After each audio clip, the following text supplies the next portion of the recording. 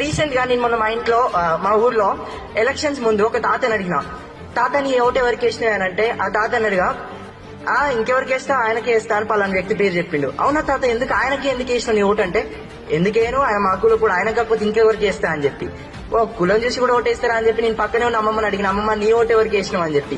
అయితే అమ్మమ్మ అంటే నేను ఆయనలాగా కులం చూసి ఎందుకు ఓటేస్తా, ఆయనకి ఏలే ఓటు అంది, మరి నువ్వెవరికి వేసినావు ఎందుకు వేసినావు అని అంటే, వాళ్ళు ఒక్క 500 ఇచ్చిరు కొడుక, వీళ్ళైతే 2000 ఇచ్చిరు, అందుకే వీళ్ళకే గుద్దిన నా ఓటు అని చెప్పి. అంటే ఇక్కడ మనం అర్థం చేసుకోవాల్సింది ఏంటంటే, మతగజ్జి రాజకీయాలు, మాకుల పోడని ఓటేయాలు, డబ్బులిచ్చి ఓట్లు కొనకడాలు ఇప్పుడు కామన్ అయిపోయాయి. దీనికా స్వాతంత్ర సమరయోధులు పోరాటం చేసింది.